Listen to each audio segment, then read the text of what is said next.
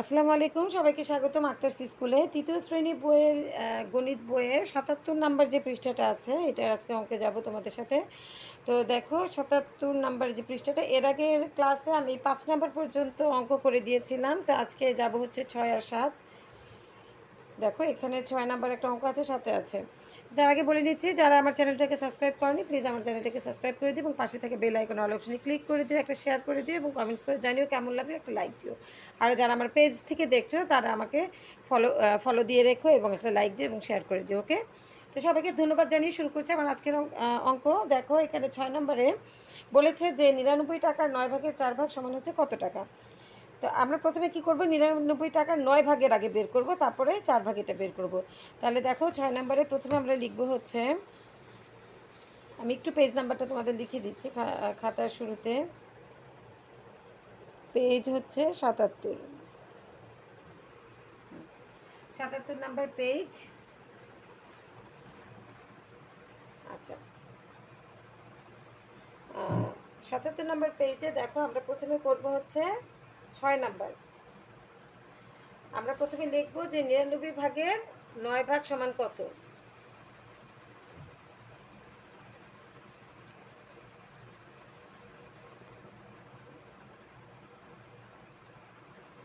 টাকার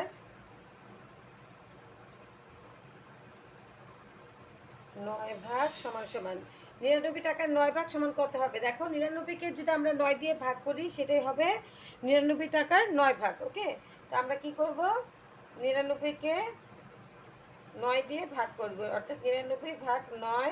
এত কি লিখবো, লাস্টে টাকা লিখবো, ঠিক আছে, এত টাকা। তো দেখো তুমি এটা গুণ আকারে নামতার মতো করেও তুমি লিখে ফেলতে পারো, ৯×১১ ৯৯ হয়, অথবা তুমি যদি ভাগ করতে চাও সেটাও করতে পারো, যেমন ৯×১=৯, ৯×১=৯, বা ৯×১১=৯৯, ঠিক আছে, ১১ টাকা হয়। তাহলে আমরা কি পেলাম, ৯৯ টাকার ৯ ভাগ পেলাম হচ্ছে ১১ টাকা। এরপর আমাদের বের করতে হবে ৯৯ টাকার ৯ ভাগের ৪ ভাগ সমান কত টাকা।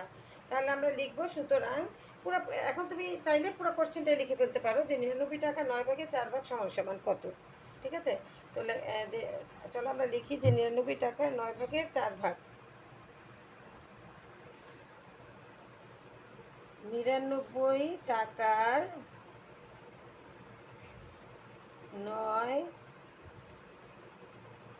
ভাগের ৯৯ টাকার ৯ ভাগের ৪ ভাগ সমান সমান সমান সমান কত হবে। এই যে ১১ আছে, ১১কে আমরা ৪ দিয়ে গুণ করে দিব,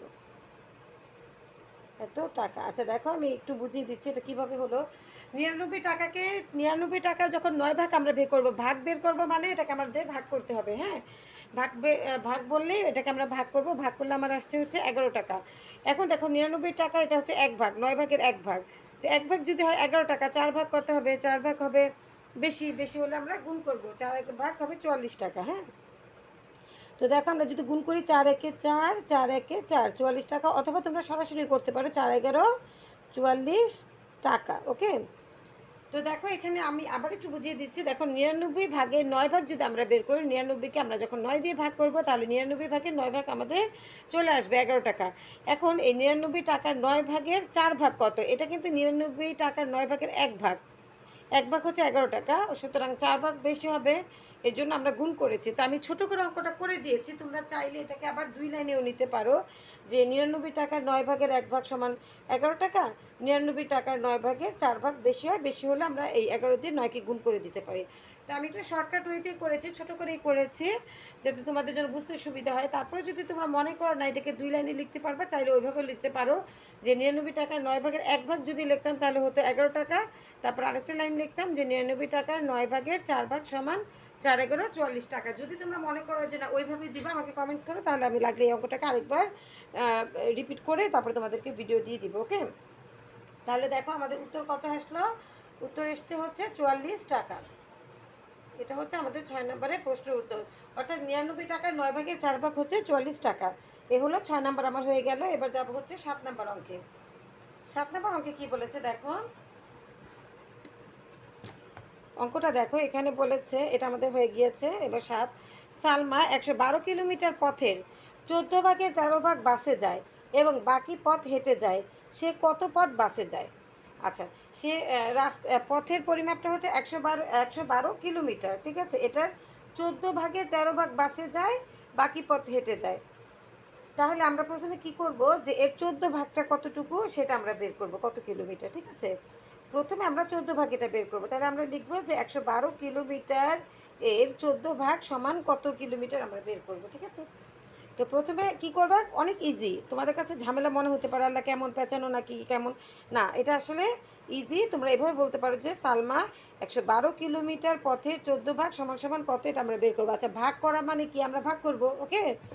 ভাগ করা বলতে বুঝে ভাগ করবো, যেমন আমরা আগের অঙ্কটাকে এভাবে করেছিলাম।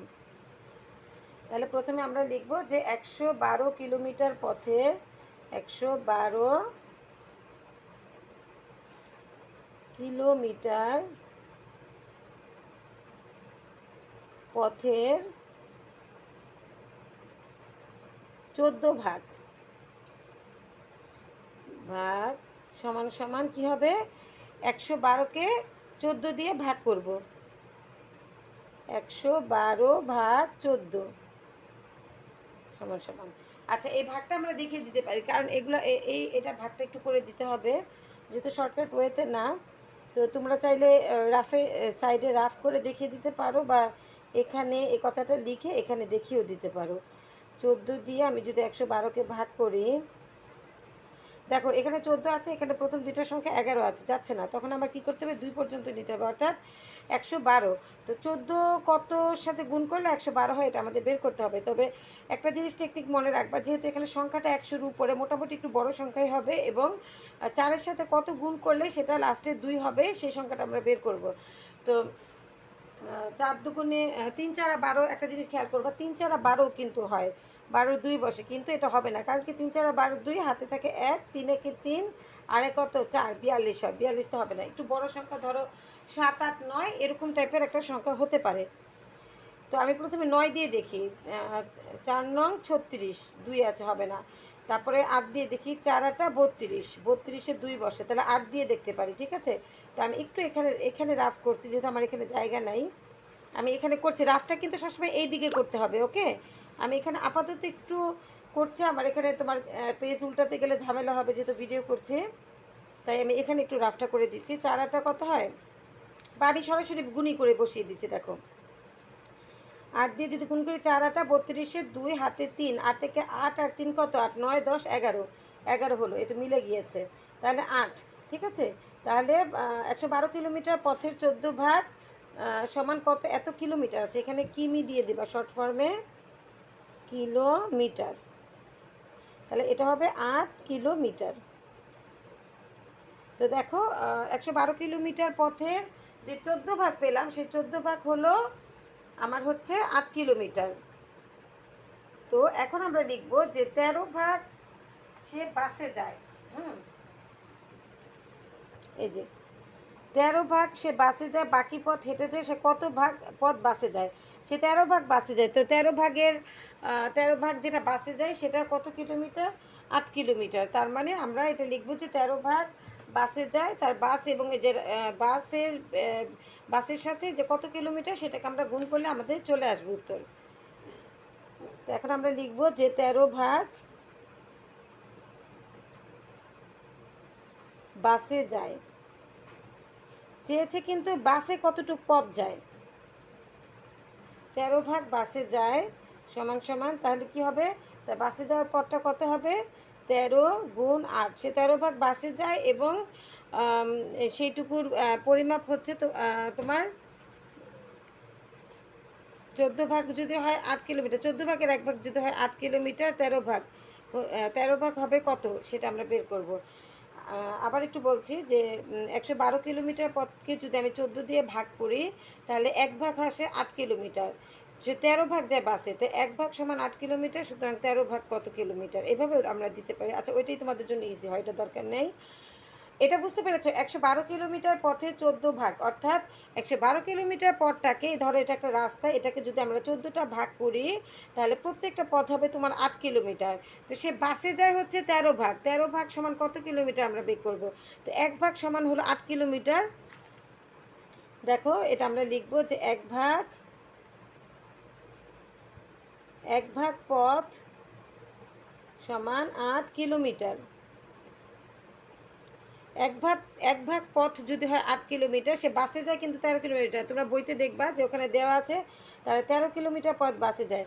তাহলে 13 কিলোমিটার 13 ভাগ পথ সমান সমান কত হবে? বেশি হবে। এক ভাগ যদি হয় 8 কিলোমিটার, 13 ভাগ পথ বেশি হবে। বেশি হলে আমরা গুণ করব, 13 গুণ 8 কিলোমিটার সমান সমান, এখন আমরা গুণ করে বের করব। গুণ করব 3 8 24, 4 হাতে 2, 8 কে 8 আর 2 কত 10, 104 কিলোমিটার। আচ্ছা, ঠিক আছে। তো দেখো আমি আবার একটু বলছি, দেখো প্রশ্নটা আবার আমরা একটু রিপিট করে নিচ্ছি। সালমা 112 কিলোমিটার পথের 14 ভাগে 13 ভাগ বাসে যায় এবং বাকি পথ হেঁটে যায়। সে কত পথ বাসে যায়? এখন 14 ভাগ যে কতটুকু কিলোমিটার সেটা কিন্তু আমরা জানি না। হ্যাঁ, হেঁটে যায় যেটা, সেটার দরকার নেই আমাদের। আমাদের শুধু বলেছে কত পথ বাসে যায়। এই যে 13 ভাগ পথ সে বাসে যায়, সে 13 ভাগ পথের পরিমাপটা কতটুকু সেটা আমাদের বের করতে হবে। তো প্রথমে আমরা কি করব, 112 ভাগের 14 ভাগ আগে আমাদের বের করতে হবে। সেখান থেকে আমি 13 ভাগের মাপ বের করব। ঠিক আছে, তো আমি 14 ভাগ বের করেছি। 112 কিলোমিটার পথের 14 ভাগ সমান কি, 14 দিয়ে আমরা ভাগ করলেই চলে আসবে 8 কিলোমিটার। অর্থাৎ এই যে পথটাকে যদি আমি 14টা ভাগ করি, আমি পুরো একদম 14টা দাগ দিইনি, 14টা যদি ভাগ করি, প্রত্যেকটা পথে হচ্ছে 8 কিলোমিটার, এক ভাগ হচ্ছে 8 কিলোমিটার। তো সে 13 ভাগ যায় বাসে। তাহলে দেখো 13 ভাগের মাপ আমরা বের করব। এক ভাগ যদি হয় 8 কিলোমিটার ওই রাস্তার, 13 ভাগ কত হবে? বেশি হবে। বেশি হলে আমরা গুণ করে এসেছি 104 কিলোমিটার। সুতরাং সে বাসে যায় কত কিলোমিটার? 104 কিলোমিটার। তাহলে আমরা লিখব যে সে কত পথ বাসে যায় বলেছে, প্রশ্নে বলেছে। তো লিখবো যে সে 104 কিলোমিটার পথ বাসে যায়। 104 কিলোমিটার পথ বাসে যায়, এই হলো উত্তর। যায়, ঠিক আছে। আশা করি তোমরা বুঝতে পেরেছো। অ্যান্সার হবে এটাই যে 104 কিলোমিটার। তোমাদের যদি কোনো কমেন্টস থাকে, কোনো কিছু বলার থাকে, তোমরা অবশ্যই কমেন্টস করে বলতে পারো। আমি চেষ্টা করবো সেটা সমাধান দেওয়ার জন্য। ঠিক আছে, তো আজকে এই পর্যন্ত। তো তোমরা সকলে ভালো থেকো, সুস্থ থেকো। দেখা হবে তোমাদের সাথে পরবর্তী ভিডিওতে। সেই পর্যন্ত আল্লাহ হাফেজ, আসসালামু আলাইকুম।